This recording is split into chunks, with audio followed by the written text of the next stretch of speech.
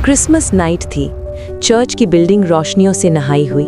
बाहर मेला सा मंजर, छोटे छोटे स्टॉल्स, खुशबू, हंसना बोलना, मोबाइल कैमरास की चमक। अंदर हॉल में stage lights, loud music, selfies और लोगों का रश। मैं दरवाजे के पास कुछ लम्हे रुक गई। दिल ने एक सवाल सीधा कर दिया, क्या यहाँ इबादत कम और नुमाइश ज्यादा हो गई है? और फिर एक और सवाल, अगर हम खुदा के घर को शो बना दें तो हमारा दिल कहाँ खड़ा होता है, रोशनी में या अंधेरे में? मैं एक बात अभी अधूरी छोड़ रही हूँ। उसी रात मैंने एक बुजुर्ग बहन को बाहर दहलीज पर चुपचाप रोते देखा था। वो क्यों रो रही थी, मैं थोड़ी देर में इस बात पर वापस आऊंगी। सबसे पहले एक छोटा सा वाज़े सा डिस्क्लेमर, ये बातें किसी फर्द, किसी गिरोह या किसी खास चर्च के खिलाफ नहीं। हमारी कम्युनिटी में बहुत से लोग सच में खिदमत कर रहे हैं, बिना शोर, बिना कैमरा। मैं उनकी इज्जत करती हूँ। ये गुफ्तगू इल्ज़ाम के लिए नहीं, इस्लाह के लिए है, और इस्लाह का आगाज़ उनसे नहीं, हमसे होता है। चर्च हमारी माँ जैसी जगह है, मकसूद तजलील नहीं, सफाई और सुधार है। अब पहला मसला, कुछ जगहों पर कभी कभी खिदमत के साथ बिजनेस वाली सोच चिपक जाती है। मैं ये नहीं कह रही कि चंदा गलत है, चर्च के खर्चे होते हैं, गरीबों की मदद होती है, मिशन का काम होता है।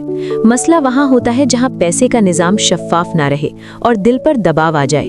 कभी किसी को ये महसूस होता है कि नजराना ना दिया तो दुआ कम हो जाएगी। कभी ऐसा लगता है कि इज्जत, सीट या तवज्जो भी प्राइस टैग के साथ बंधी हुई है। यहाँ मुझे यसु मसीह का एक मंजर याद आता है जो बहुत सीधा है। इंजीले मत्ती बाब 21 आयत 12 और 13 में लिखा है कि यसु ने इबादत गाह में खरीदो फरोख्त करने वालों को बाहर निकाला और फरमाया, मेरा घर दुआ का घर कहलाएगा, मगर तुमने इसे डाकुओं की खौ बना दिया। और इंजीले यूहन्ना बाब 2 आयत 13 से 17 में भी यसु साफ कहते हैं, मेरे बाप के घर को तिजारत का घर न बनाओ। ये जुमले हमें झंझोड़ देते हैं, इसलिए नहीं कि खुदा को चंदा बुरा लगता है, बल्कि इसलिए कि खुदा अपने घर में इबादत चाहता है, सौदा नहीं। अब मैं बहुत एहतियात से कहूंगी, कुछ जगहों पर पैसों के मामले में हिसाब किताब कम नजर आता है, अनाउंसमेंट्स ज्यादा, डिटेल्स कम। ऐसे में बदगुमानी पैदा होती है और फिर दर्द बढ़ता है। कलाम हमें पहले से वार्न करता है।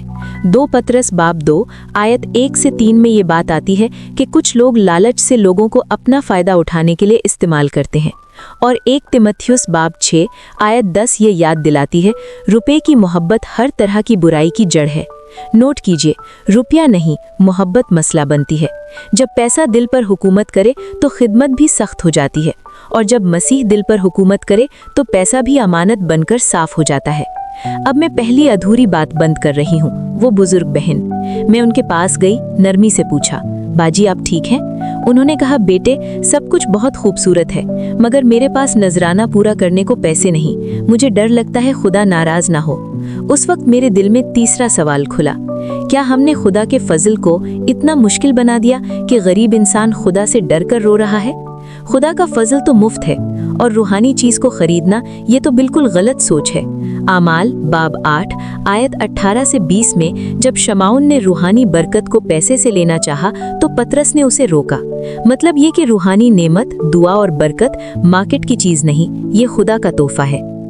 अब दूसरा मसला, मेला और प्रोग्राम कल्चर। मैं खुशी के खिलाफ नहीं, क्रिसमस और ईस्टर हमारी उम्मीद की खबर है, लेकिन कुछ जगहों पर कभी कभी सेलिब्रेशन इतना हेवी हो जाता है कि इबादत साइड पर चली जाती है।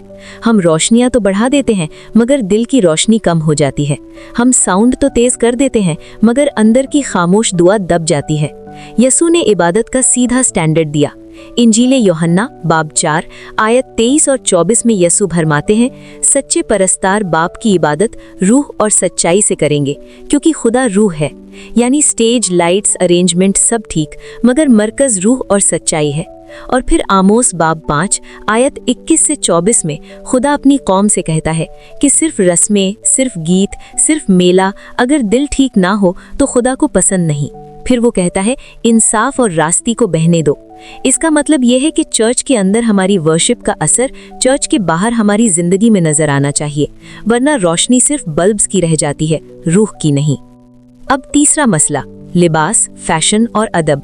मैं यहाँ किसी को शेम नहीं कर रही, कल्चर और हालात डिफरेंट होते हैं, लेकिन एक सवाल हम सब से है कि मैं इबादत के लिए आ रही हूँ या नुमाइश के लिए।